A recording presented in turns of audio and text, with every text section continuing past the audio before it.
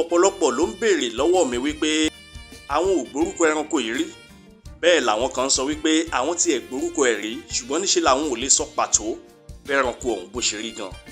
Mo wá ṣe ìlérí lọ́jọ́ náà wípé a ó fi ìtàn nípa ẹranko tí wọ́n ń pè ní àfìrìmọ̀jò sórí ìkànnì YouTube wa láìpẹ́ láì jìnà kí ọ̀pọ̀lọpọ̀ èèyàn tí wọn ò rí rí kí wọ́n bá lè mọ irú ẹranko tí wọ́n ń pè bẹ́ẹ̀.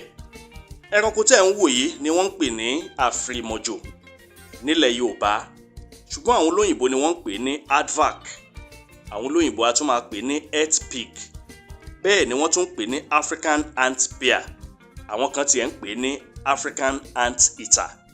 Ṣùgbọ́n àfìrìmọ̀jò lórúkọ tá à ń pè nílẹ̀ Yorùbá, àfìrìmọ̀jò táwọn olóyìnbó ń pè ní aardvark. Ẹranko kan tí kìí sábà jáde lójúmọmọ ni àfìrìmọ̀jò jẹ́.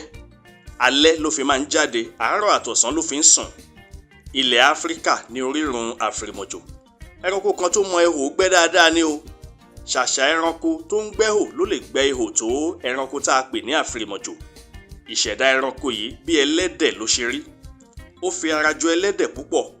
Kòkòrò àti ikán ni ẹranko tí wọ́n ń pè ní àfìrìmọ̀jò yìí fẹ́ràn láti máa jẹ. Ẹ ti ẹ̀jẹ̀ àkọ́kọ́ ṣe àpèjúwe ẹ̀ ná kẹ́ ẹ bá lè mọ bó ṣe rí gan. Ẹnu ẹ̀ gùn bíi ti ẹlẹ́dẹ̀. Etí ẹ̀ méjèèjì rí pàlàbà, ìkọ̀ọ̀kan etí ẹ̀ a sì máa tó 25 centimeters.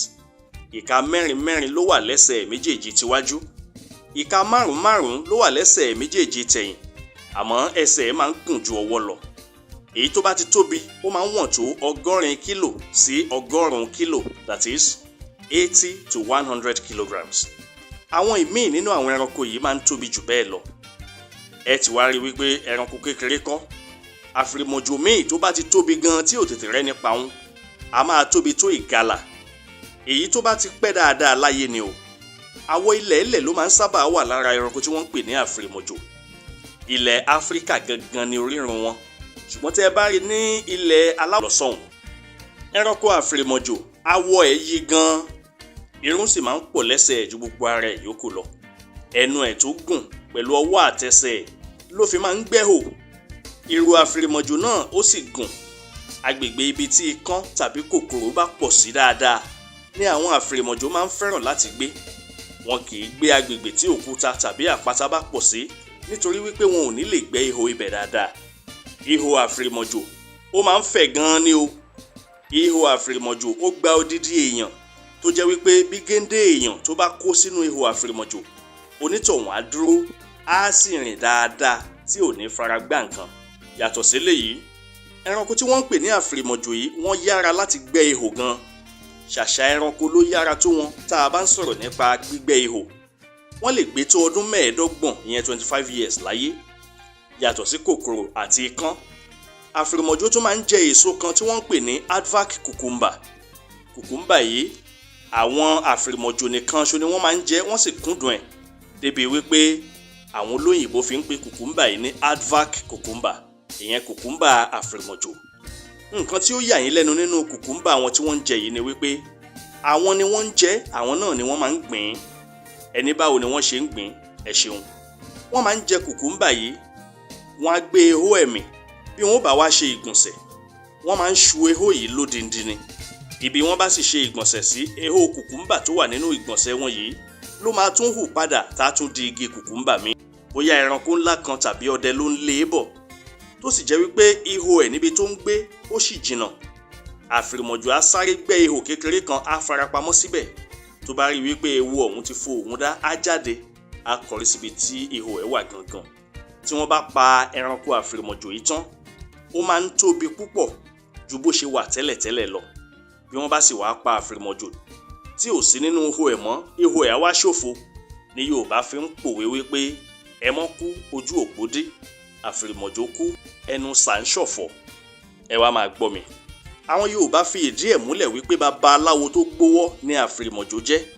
Ìdí ni wípé kó tó kúrò nínú ihò ẹ̀ lálẹ́, á kọ́kọ́ dúró sẹ́nu ihò náà fún bí ìṣẹ́jú 10. Á kọ́kọ́ dífá láti mọ bí òde ṣe máa rí lálẹ́ náà. Bífá bá fọ́re, àfìrìmọ̀jò á jáde. Ṣùgbọ́n bífá ò bá fọ́re, àfìrìmọ̀jò á yá padà sínú ihò ẹ̀ ó dalẹ́ ọjọ́ kejì. Ẹranko tó ní ìfura púpọ̀ ni. Ihò àfìrìmọ̀jò tó bá jìn díẹ̀ dé apá ibì kan, ihò ẹ̀ á wá pín yẹ́lẹyẹ̀lẹ, ìkan á gbapá ọ̀tún, ìkan á gbapá òsì, ìkan á wá lọ lọ́lọ́gbọ̀n ọ̀ràn.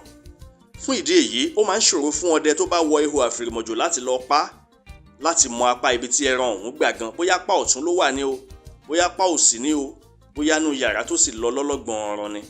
Ẹranko yìí sì burú púpọ̀, ó mọ̀ ọ́ jà.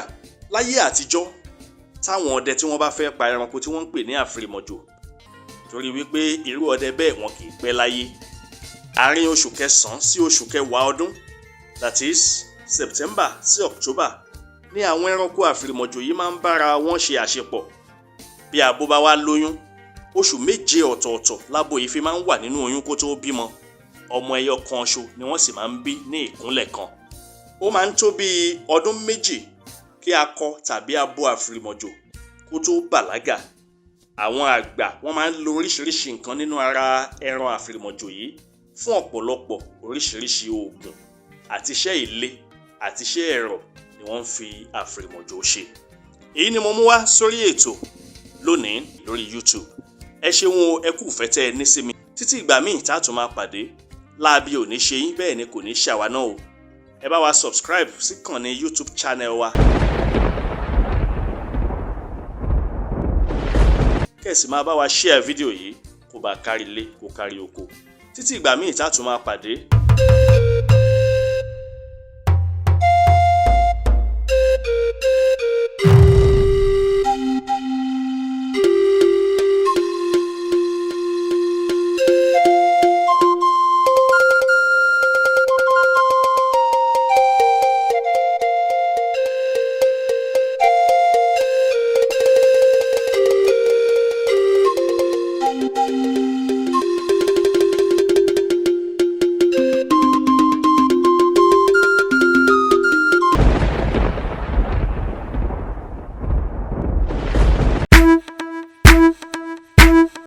Concept ìròyìn ò dá fojú bá o, oríṣẹ́ ńlá mojú bá o, iṣẹ́ ńlá ló ń ṣe. Dapsy Concept Studio, iléeṣẹ́ ayàwòrán amáwòtán rókóṣó, kékeré kọ́lẹ̀ fà lọ́dọ̀, òjòlá kò léjò àfojúdi, kékeré kọ́ ni Dapsy Concept Studio. Nínú àwọn tó ń ya video production nílẹ̀, films and musical video shots, wedding video show, commercial video show, real estate video show, professional photo show, event photo show, birthday photo show, model photo show, burial photo show, kiddies photo show, maternity photo show, video editing, photo editing, graphics designer. Dapsy Concept Studio, gbogbo ayé ló ń kó kìkì rẹ̀. Iṣẹ́ ẹni ní sọ ní di gbajúgbajà láwùjọ. Renting of equipment like camera, lights and drone, makeup and social media productions available. Kókó lànà fàdítì kábàániyàwòrán kó mọ́lẹ̀ ránkoṣo. Pẹ̀lú oríṣiríṣi fídíò camera with special different effects. Dapsy Concept Studio, gbàngbàngbà la wà ní opposite Progress Academic School off Titilayo Sawmill Ọ̀rẹ́, Òdìgbòlókù Government, Ondo State. Pé 08138470718 tàbí 08075581040. Dapsy Concept Studio,